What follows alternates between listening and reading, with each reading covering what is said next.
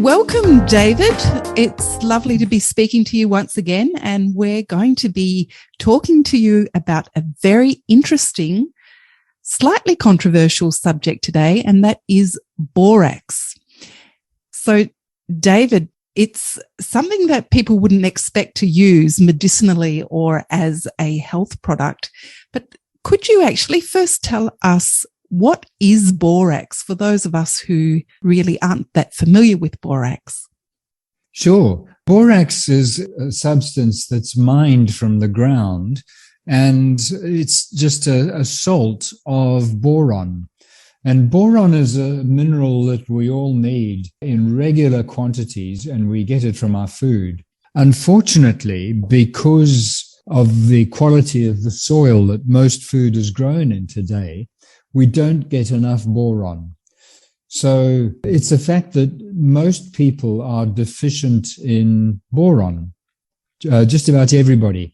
Unless you're living in a very healthy food situation where your food is grown in rich organic soils and you're eating food from those soils, you're likely to be deficient in boron. And by far the easiest, quickest, cheapest way of getting boron, being able to supplement with it, is using borax. Yes, I don't think many people actually realize that borax, which appears on the shelves in supermarkets as a cleaning product, is actually a superb product that gives us a supply of boron. So I remember when I first bought the boron off the shelf, and I had some nervousness around whether I was actually getting the right product and whether I might be contaminating my body with some chemical substance. So I had a really good read of the label, and then I got online to see if it was really the correct chemical constituent. And what I came up with, really, all the borax is, they call it sodium tetraborate decahydrate, which I found out really all it is, it's a mixture of sodium and boron and water. And that's all the real molecules that are in boron. So it's actually quite a safe product.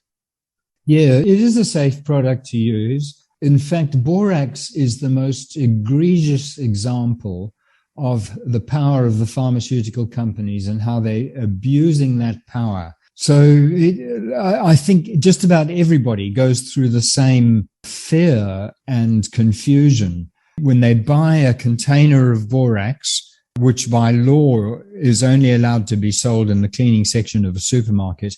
And on the side of the container, it's got poison stamped. It is so evil and so wrong that has been done, that it's a single example of just how the power of the health authorities has been captured and is being abused. I've been taking borax for nearly 20 years every day. It's the only supplement that I regularly take every day. I did a lot of research on the toxicity of borax to confirm that it is safe. There's a material data sheet that's available for everything that's sold retail and wholesale in Australia. And the material data sheet for borax shows that it's about the same toxicity as table salt. Oh, that's incredible. Now, table salt, when you buy a container of table salt in the supermarket, it doesn't have poison stamped on the container. And yet borax does. And it's just because of this capture of the authorities and the abuse of food regulation power. It's quite obscene. I'm curious to know more about boron. If borax is such a superb supplier of the mineral boron, what is it about boron that's so useful and helpful for us? Boron is needed in all sorts of pathways in the body and various reactions in the body. The most important or the most obvious of them are to do with the uptake and regulation and maintenance and use of different minerals, including calcium. So as I said, it's a stabilizer, really. of minerals that are used within the body. So it stabilizes calcium, silicon, copper, magnesium. So when you say stabilizer, what do you actually mean by that? If you have got insufficient boron in your body, you're more likely to have calcification in different parts of your body. And calcification is manifested as arthritis, osteoarthritis. It may manifest as different kinds of stones and build up of calcium deposits in different parts of the body. So calcium might build up in the wrong places. You want calcium in your bones, and you want calcium where it's needed and used properly, rather than build up of calcium crystals in places where it's going to cause pain and where it shouldn't be building up. So boron, I call it a calcium stabilizer, but it makes sure that calcium appears in the places where it's really needed, and it doesn't build up in the places where it shouldn't, causing pain and arthritis. Oh, that's excellent. So that's probably one of the reasons also why it's used so extensively for arthritic and osteoporosis and all sorts of osteo types of conditions that involves the bones. I'll talk a bit more about osteoporosis. Sure. And some of the areas where it can help later.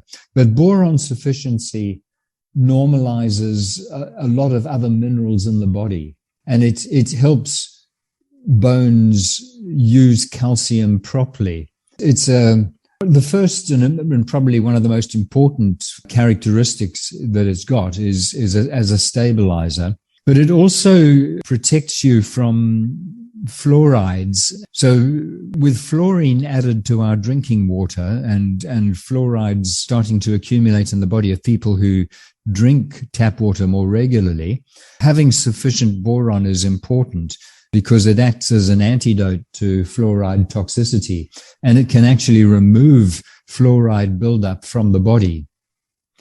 That's another very important and useful effect of boron. But boron has many other useful effects. It's a fungicide, it's an antiviral, it's an antimicrobial. And in fact, this is another thing that confuses many people. They know that borax is effective against insects. So if you've got an ant or a cockroach or a mite invasion in your home, borax powder is effective against insects. And it's also effective against parasites and protozoa.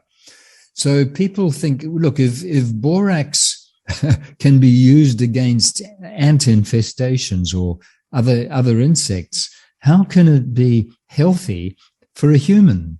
And the reason is that our insects just have a completely different structure to humans. And yes, borax does kill off and remove insects, but it is not harmful for humans. Like normally when you're using a pesticide kills insects, you assume that the pesticide is also harmful for people, and that's correct. But this is a case where something that is harmful for insects is genuinely not at all harmful for humans, because it's just used by the insects in such different ways on their bodies.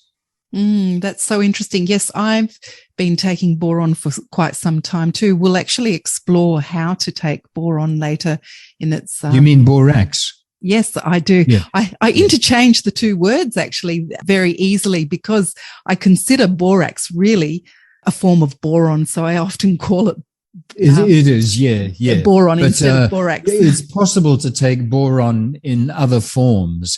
And in fact, some people who are fearful of borax, unnecessarily fearful of borax, do buy tablets that contain boron, or certain supplements contain boron. But it's far healthier and far cheaper and far more efficient to take borax as your source of boron rather than other processed ways of getting boron.